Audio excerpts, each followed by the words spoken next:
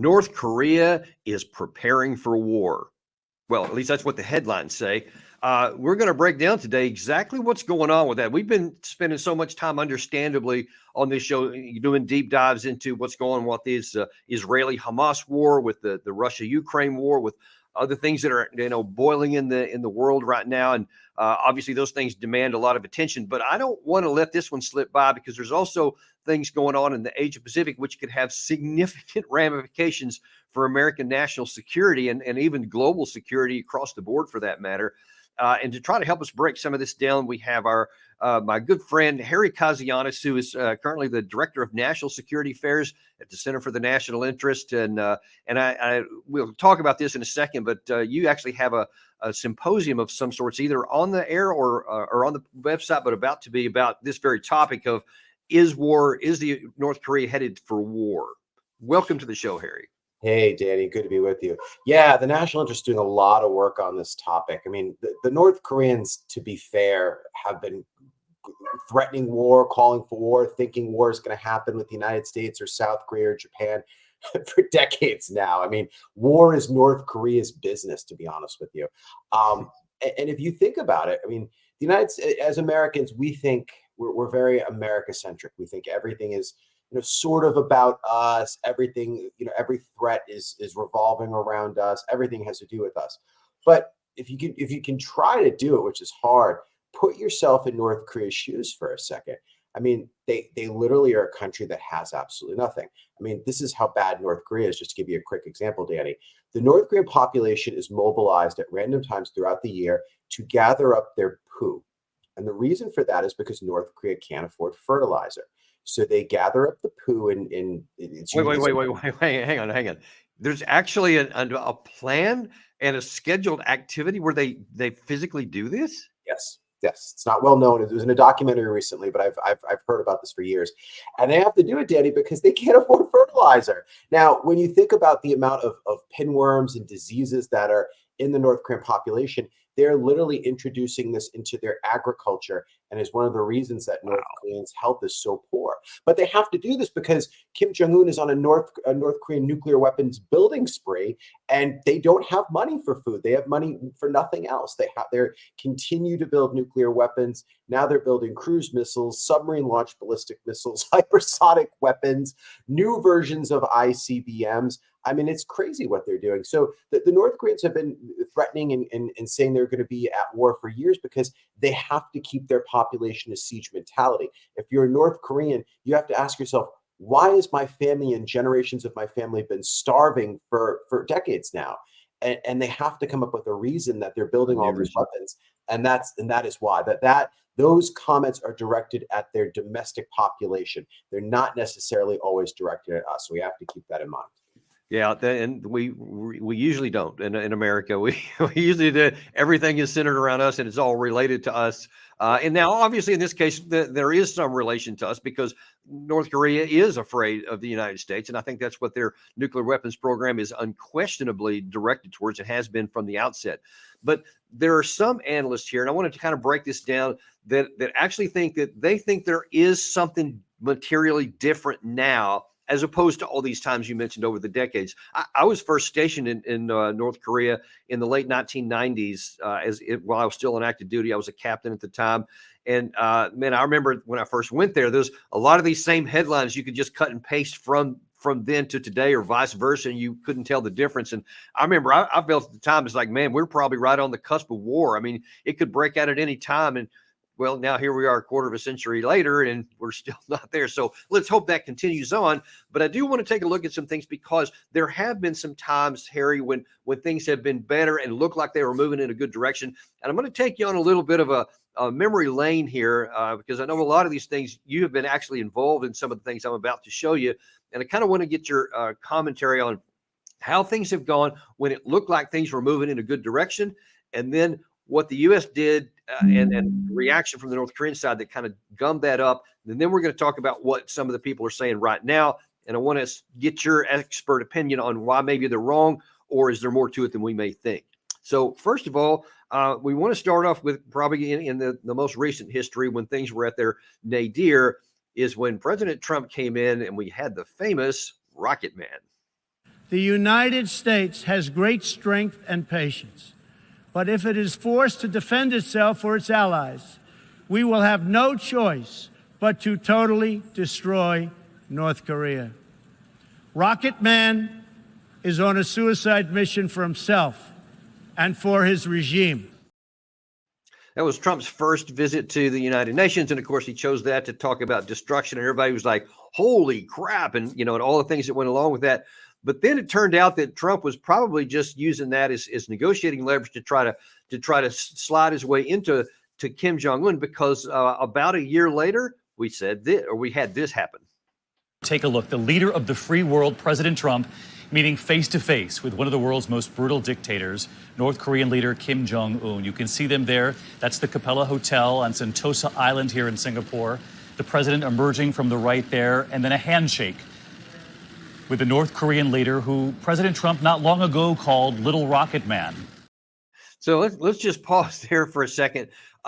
So I know that you were intimately involved with tracking the situation in 2017, because actually that's the first time that you got me on Fox News to talk about that very subject there, because you were triple booked on a meeting. That's kind of a side note, but I always appreciate you for doing that. But I know that everybody was looking for your interest there. So I wonder if you can tell me what you saw at that time, and did you see it as a negotiating ploy? Because less than a year later, you saw that they were there shaking hands like buddies in Singapore. It's good to reflect on these things because you can think about them on a little bit deeper level and not at the passion of the moment.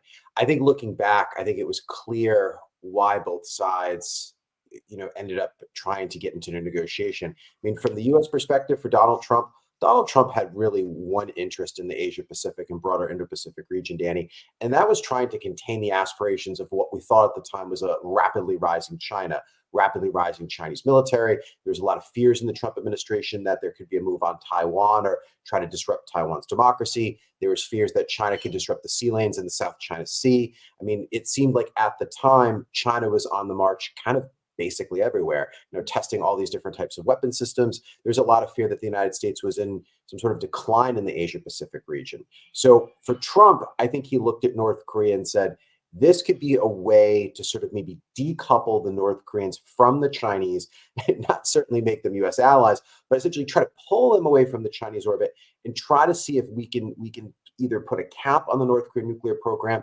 or maybe get them into some sort of full-throated disarmament through some sort of massive financial transaction or something like that. I think for Kim Jong-un, I think at the time, he didn't really see any huge movement in his relationship with Beijing or Moscow, didn't see a lot of aid coming, saw that he was building a lot of nuclear weapons at great expense, as we were just talking about, and said, maybe I can get a deal with the United States where they would sort of quasi accept our nuclear weapons or put a deadline out far in the future into full denuclearization, and I can reap some economic benefits from this in some way. Yeah. Both sides had a negotiation that they wanted to try. And it seemed actually that there was going to be some legitimate reason to think that was going to happen. Number one, and I did at the time and still to this day do give Trump props, because he was willing to go do something that nobody else was willing to do. We were always, before that, was just like, we're not going to talk to them unless they come crawling to us. And, we want all this denuclearization stuff, but, they have to earn it from us and all this stuff. And if you don't talk, then you don't even have a shot.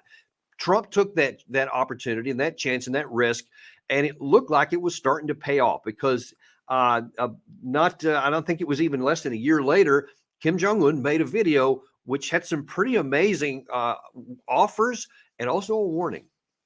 이로부터 우리는 이미 더 이상 핵무기를 만들지도 시험하지도 않으며 사용하지도 전파하지도 않을 것이라는 데 대하여 내외에 선포하고 여러 가지 실천적 조치들을 취해 왔습니다. 나는 앞으로도 언제든 또다시 미국 대통령과 마주 앉을 준비가 되어 있으며 반드시 국제사회가 환영하는 결과를 만들기 위해 노력할 것입니다. 다만 미국이 세계 앞에서 한 자기의 약속을 지키지 않고 우리 인민의 인내심을 오판하면서 일방적으로 그 무엇을 강요하려 들고 우연히 공화국에 대한 제재와 압박으로 나간다면 우리로서도 어쩔 수 없이 부득불 나라의 자주권과 국가의 최고 이익을 수호하고. Now, as we'll see in just a minute, it looks like he actually made good on that. But at least as of that moment, I can't remember a North Korean leader making that bold of a statement that, hey, we're willing to, in his own words, denuclearize. Now, obviously, as you can address this, our definition of denuclearize and his, it was very different, but at least it was on the table for discussion at that point. It was. I mean, of course, the North Koreans have very shifty definitions of denuclearization. You can literally open a history book on this topic and we will find a new definition of what the North Koreans think of denuclearization. But look, I mean, things were hopeful at the time. The North Koreans were still making threats, talking about how big their nuclear button was and all these sort of things we think are comical at the time. But things were still on a razor's edge, but there was still some hope. But I think the challenge here in all of this is that I don't think the North Koreans were probably ever willing to give up their nuclear weapons. Something I said at the time that wasn't very popular. But I think the Trump administration was hopeful that they could strike the right deal, that they could offer the right financial incentives, that they could, maybe guarantee the North Korean security. And as we got closer to the Hanoi summit, which I know you're probably going to talk about, there was some real hope and opportunity that there could be something different that can happen.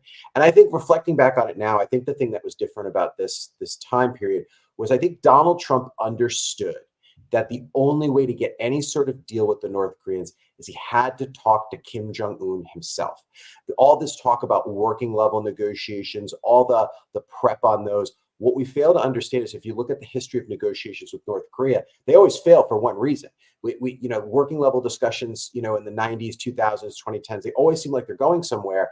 And then they fall apart when we figure out that the working level negotiators on the North Korean side have no power to negotiate anything. They always have to go back to Pyongyang, get guidance, get what the latest information is from Pyongyang or what they call it, what their version of the State Department is or their intelligence apparatus, and they fall apart. The North Koreans never have any leeway. I think Trump figured out very quickly he had to talk to the leader of North Korea because all of the rest of the party apparatchiks and everybody's always sent to negotiate is always afraid they're going to make the wrong decision, end up getting killed or something. So Yeah. I think Trump figured that out, but it still didn't work. It gets in the way of negotiations when your negotiators suddenly turn up dead. But so as Kim Jong-un said in that clip there, he's willing to meet with the American president and discuss it. And some number of months later, that actually came to pass. And as you said, the hopes were very high when they were going to meet in Hanoi, Vietnam. Now, that's interesting in our own history here because you and I were both supposed to go to that. And I remember at the last second, something happened and you weren't able to go and I had to go without you, which was kind of weird since you're the one that kind of set that up. But I was very interesting. I remember so vividly being on the ground there and in Hanoi and the morning of the event when they were talking. I'm going to show a couple of clips of that here in just a second. I had a breakfast with one of the senior members of the South Korean delegation, and they told me then that they had outside hope that there could be a big deal, a big breakthrough, but at least they knew that there was a little deal that was already on the table because apparently the preparation negotiations they had talked about already had the basic outlines of a deal that was going to do a little bit here, but they said that's okay because that just puts it down the road a little bit further, moves us more in a positive direction, and then our president will be able to go direct with the North Korean leader, and we'll continue to be able to move this progress down the road in other ways that's going to really help out. So they were optimistic or hopeful anyway of something big, but at least they knew they had something in their hands. And in fact, on the day before the day before the big meeting, and when both leaders arrived, it looked like their optimism was justified. We had a very successful first summit. I felt it was very successful. And some people would like to see it go quicker. I'm satisfied. You're satisfied. We want to be happy with what we're doing. But I thought the first summit was a great success. And I think this one hopefully will be equal or greater than the first. And we made a lot of progress. And I think the biggest progress was our relationship is really a good one. He kind of touched on that thing that you said just a second ago, that their personal relationship was instrumental in getting to this point. And I remember reading in the media before that, the next day, well, actually before that meeting took place, that Kim Jong-un had taken this long train ride to get there because he's afraid of flying or afraid of getting shot down. I'm not sure what it is, but he said when asked before he left, did you think that there's going to be a negotiation or there's going to be some sort of positive outcome? He says, I'm not going to make this long trip here just to have a conversation. Yes, we have some expectations here. But the next day, Harry, this happened. We thought, and I thought, and Secretary Pompeo felt that it wasn't a good thing to be signing anything. I'm going to let Mike speak about it. But we literally just left. We spent pretty much all day with Kim Jong-un, who is, he's quite a guy and quite a character. And I think our relationship is very strong. But at this time, we had some options, and at this time we decided not to do any of the options, and we'll see where that goes. But it was a very interesting 2 days, and I think actually it was a very productive 2 days, but sometimes you have to walk.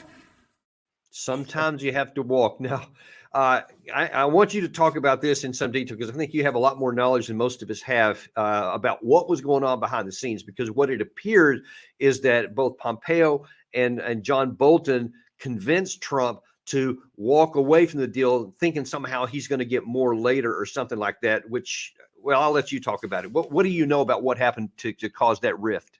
Yeah, a lot has come out in the media. Obviously, North Korea isn't the big topic that it was. So if you dig enough, you can find it. Steve Biegun actually gave a 3-hour interview to NK News on their podcast a couple years ago, and he detailed everything in the most minute fashion you could ever consider. And what he basically said is that he had a really good relationship with his North Korean counterparts. But what ended up happening was that the North Koreans were not able to negotiate on the nuclear issue, kind of like what you were talking about. Kim Jong-un wanted to directly negotiate the nuclear deal with Trump, saying that he had a big gift that he was going to offer Trump. Kim Jong-un was very confident that he would get a deal. The working level talks that Steve Biegun had led were looking very strong. There was talks about liaison offices. There were talks about some sort of sanctions removals. There was talks about inspecting North Korea's nuclear weapons arsenal. There was a lot of movement, a lot of issues. But the one thing the North Korean working level negotiators would not talk about was the actual nuclear program.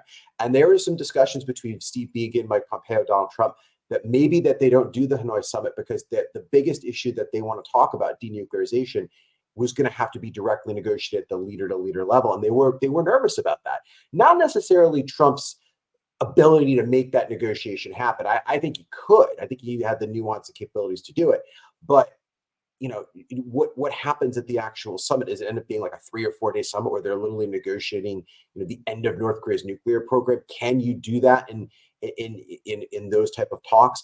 And then you had John Bolton in the background screaming, we shouldn't do any of this. We shouldn't be talking to the North Koreans. John Bolton is obviously an advocate of North Korean regime change, which would mean the death of millions of people. But fast forward to the summit. The leaders meet and Kim Jong-un presents his big, nuclear denuclearization plan. And essentially, it's just a repackaging of what the North Koreans have offered countless times, which is the closure of the Yongbyon nuclear facility, which is North Korea's largest nuclear facility. It's massive. It comprises hundreds of buildings. I've heard as many as 10,000 North Korean scientists. It has the ability to put forward the North Korean hydrogen bomb nuclear program. It actually has the ability to create the nuclear triggers for that hydrogen bomb program. So it is a big facility. But when Pompeo and Trump started drilling down on the offer, the North Koreans could not explain what that actually meant. When you talk about closing Yongbyon, are you talking about like literally taking a wrecking ball and knocking down the entire facility, a portion of the facility? And that the North Koreans never can give an answer. So at this point, Pompeo and Trump say, well, we can't make that deal. Thank you very much. We still want to keep talking. This isn't the end of the negotiation, but we consider it the beginning, and we don't want to throw away the progress we made.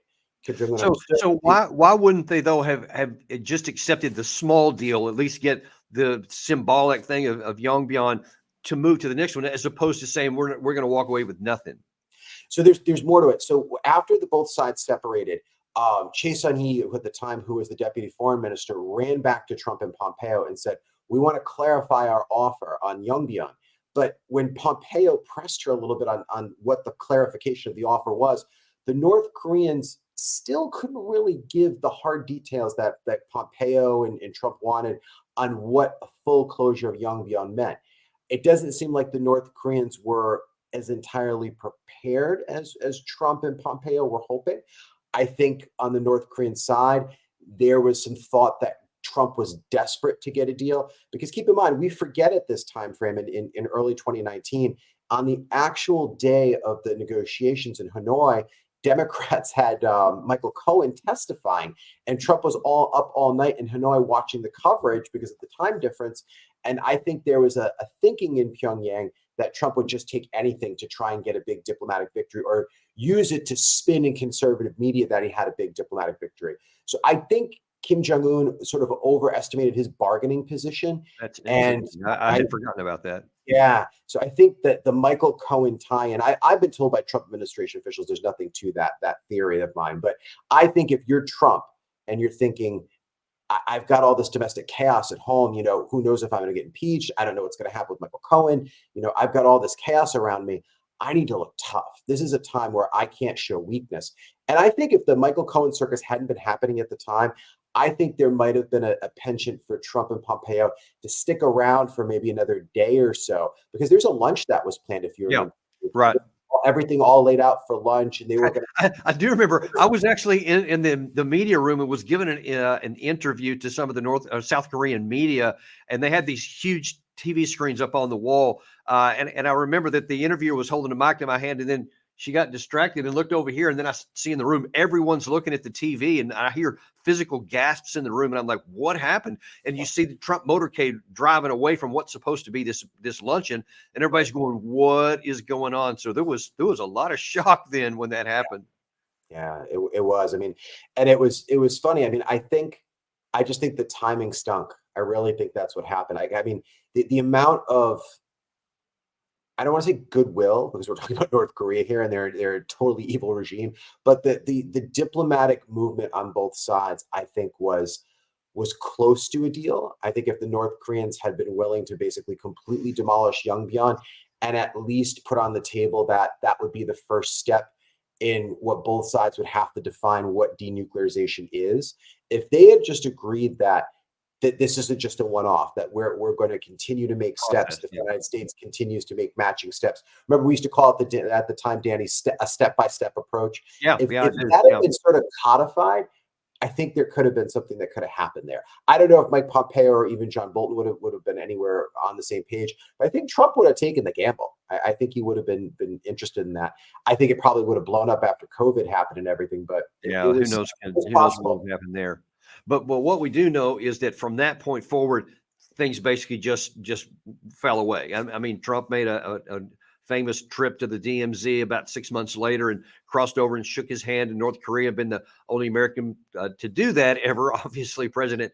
But then even that nothing happened afterwards. So at that point, Trump just went to the end of his term, and then you had all the mess with, impeachment stuff and all that. And obviously, he was completely absorbed with what was going on there in the presidential election, and so things kind of froze. Now, when Biden administration took office, I was actually hopeful that maybe they would recognize your role in all this and would put you as, in one of the senior positions there to actually start doing some negotiations. But as it turned out, they didn't seem to be very interested in North Korea at all. In fact, seemed kind of content to just kind of let it sit on the sideline.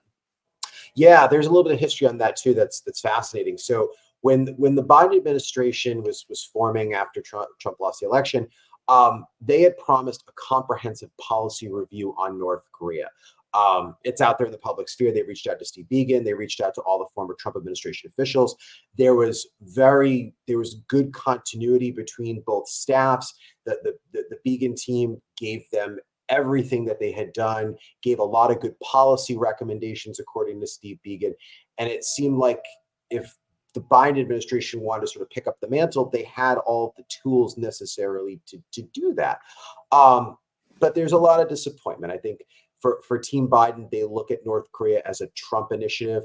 I think there's some very natural political fears that if there was a breakthrough with North Korea, they have to give some credit to Donald Trump, which would only be fair, right? And obviously, they don't want to give credit to a political rival.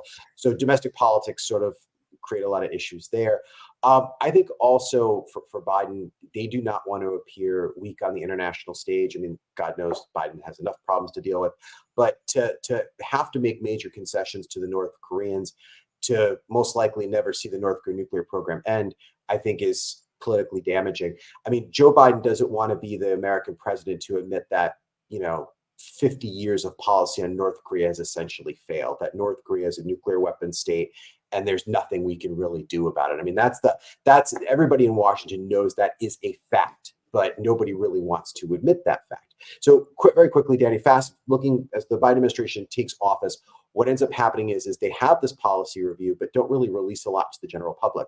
And in fact, to this day, Joe Biden has never given a major policy address on North Korea, which is completely strange. What ended up happening is very early in the administration, reporters cornered Jen Psaki, then the press secretary in Air Force One, and said, what's up with the North Korea policy review? And she's like, well, we're working on it. And we have a lot of great ideas coming out and we're willing to negotiate with the North Koreans. And then 2 days later, all these different details got leaked to the Washington Post, to John Hudson. And basically, it was a continuation of a lot of Biden policies to talk to the North Koreans. Blinken has said many times, Secretary of State, that we'd be willing to meet with the North Koreans at any place, any time to discuss any issue. But the North Koreans want specifics. What do you have on offer? What are we going to get? And keep in mind, Kim Jong-un, as you alluded to, Danny, took a huge risk leaving North Korea, making that famous train ride to Hanoi, preferencing in North Korean media that he was going to get this big transformational deal with the United States. I mean, he put out a lot of political capital thinking he was going to get this deal, and he miscalculated. And I think for now, the North Koreans are very afraid that if they were to do that all again, specifically if Kim Jong-un was to do that all again, his regime might be under some sort of threat internally in North Korea. So I don't see there any deals happening anytime soon. If Trump comes in office, I do think there are some possibilities which we might want to talk about. But in the Biden administration, they don't care about North Korea, to be honest with you. That's pretty much what it looks like. But unfortunately, North Korea isn't just sitting passively by. And in fact, in December, it seemed there was lots of alarm bells were suddenly raised when we saw this report here just before Christmas time. 김정은 동지께서 전원회의를 섭외하셨습니다. 전원회의에는 2023년도 당 및 국가정책 집행정령 총화와 2024년도 투쟁 방향, 2023년도 국가예산 집행정령. 최근 엄중한 안보 상황이 계속되고 있습니다. 북한은 헌법에 침략과 선제 핵 사용을 명시하고 있는 세계 유일한 나라입니다. And then on 11 January, the alarm bells went up even higher when 38 North, one of the most respected publications that focuses on the North and South Korea issue, had a pretty alarming headline. Gary, if you can throw that one up there, written by, I believe his name is Siegfried Hecker, but it was co-written by him, who is a longtime Korean War, a North Korean expert on some things. And he has this, part of the shocking thing in there is he wrote, the situation on the Korean Peninsula is more dangerous than it has been at any time since early June 1950. That may sound overly dramatic, but we believe that, like his grandfather in 1950, Kim Jong-un has made a strategic decision to go to war. In other words, we do not see the war preparations themes in North Korea media appearing since the beginning of last year. It's typical bluster from the DPRK from North Korea, but they see it as something more. He then went, Hecker then went on, I think it was the BBC a couple of days later, and added a little bit of depth to what he said. They have been able to build up a pretty good stockpile of highly enriched uranium, over 1,000 kilograms by now. And if they turn all of that into weapons, they may have 50 to 60 weapons today. That's really significant, isn't it? That's really significant. What makes it even worse is what kind of weapons do they have? They've done 6 nuclear tests. First one in 2006 didn't work so well. The last one so far in 2017, that worked too well. So because of that, today, my general assessment is they can put a nuclear warhead on their short and medium-range missiles and deliver them. So in other words, all of South Korea and most of Japan is within reach of a North Korean nuclear-tipped missile. Now, that's some pretty bold statement coming out of really anybody, but especially somebody like Hecker. And Harry actually queried a good friend of ours, Dan DePetris, who's on the staff at Defense Priorities, who's a longtime North Korea watcher. And I asked him his thoughts about this article, and he says he respects Hecker. He said, but he just looking at the data and the information, he doesn't actually see anything that would indicate that these preparations are materially different from the others, much less that they had literally made a decision to go to war. And I just wonder what your view is, first of all, about the content of that article. How do you view it? And is it hyperbole or is there something to it?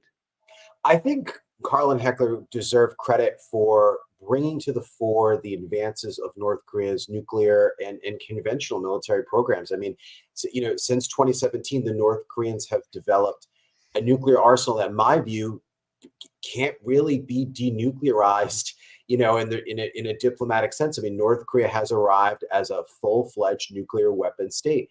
And the only way to undo that would be a regime change war that would cost tens of millions of lives. And I think that's millions. I think that's basically what they deserve credit for kind of alluding to.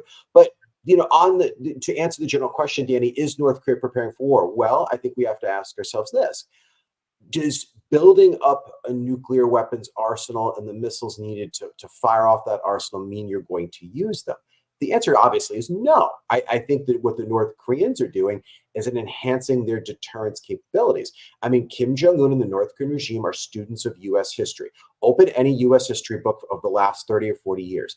That the United States military is extremely good at massing forces along a country's border that they want to depose their leadership and destroying them. The United States is very good at that. So what the North Koreans are building is a nuclear weapons capability that they would launch preemptive nuclear war on South Korea and U.S. bases in South Korea. So if they saw actions like that, if they saw an Iraq-style buildup, they would be able to basically wipe that out. Now, that would basically mean World War III and millions of people would die.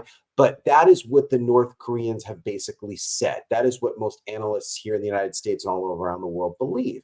And this is why the North Koreans are building up satellite capabilities, intelligence capabilities, because not only do they want nuclear weapons and to have a viable nuclear deterrent and long-range missiles to hit the United States, but they want to be able to see U.S. troop movements. They want to be able to observe South Korean military exercises. They want to have capabilities like the United States and ROK, so they'll be able to make intelligent decisions on what they do with that nuclear arsenal. So that's really what's going on. And that does make a complete sense. I mean, that's kind of why it's been self-evident. That's why they developed a nuclear weapons program in the beginning, was to deter against us, especially after Desert Storm. That was, like you say, I think their biggest wake-up call, because this wasn't some covert thing. This was like out in the front for everybody. And one of the big mistakes that everybody pointed to that Saddam Hussein made was to allow us this, I don't remember what it was. I think 6 full months of buildup time around before they even launched, when he never took any action, et cetera. But okay, so that's where we've been. That's where at least Kim Jong-un is making some very boisterous and provocative statements to go along with some of these missile tests and stuff. So, you never know for sure whether it's just boisterous or not. But here's the question, though. In the last few minutes that we have of our time here, what do you think that, first of all, what should the Biden administration do? Should they change some course and do something right now? Should they just let things slide? Would North Korea even talk to them, given that we've got an election coming up within months and possibly Trump might be back? How do you see this playing out, and what should happen regardless of who's president? I mean, the bottom line is the North Korean nuclear program is not going anywhere, short of the regime collapsing. I mean, that's a terrible thing to say. I wish I wasn't here saying this, but that is the truth. I mean, they are nuclear weapons power, and there's again, short of World War III, there's really nothing we can do about that. But what I think would be helpful would be for the Biden administration to continue to keep reaching out, saying they want to negotiate. But I think the Biden administration, one area I agree with them at is they understand the limits of what the North Koreans will accept. And right now, North Korea, in some respects, is in the driver's seat. I mean, the war in Ukraine is probably giving them billions of dollars in new cash flow per year from Russia as North Korean munitions factories go online. The North Koreans are building probably millions of artillery shells for Vladimir Putin's war. They're building ballistic missiles. They're able to test new weapons designs in Ukraine, which is scary just to say the least. I'm sure North Korean regulars are over in Ukraine, probably watching how those weapons work. So they're getting an intelligence bonanza. So right now, Kim Jong-un does not see any advantage in negotiating with the United States. And I'm sure China is not enforcing sanctions once again, as they have problems with the Biden administration. That's what China always does. They don't enforce sanctions if things with Washington aren't going well. So for Kim Jong-un, there's no advantage in negotiating with Washington. But there could be some big sea changes. Donald Trump could come back into office wanting to try and make that a legacy builder for him. The war in Ukraine could end. I mean, eventually it will end at some point, and Putin won't need millions of artillery shells from North Korea. That revenue stream will dry up. And Donald Trump could start putting pressure on China, start reinforcing sanctions on North Korea, or just putting pressure on China in general.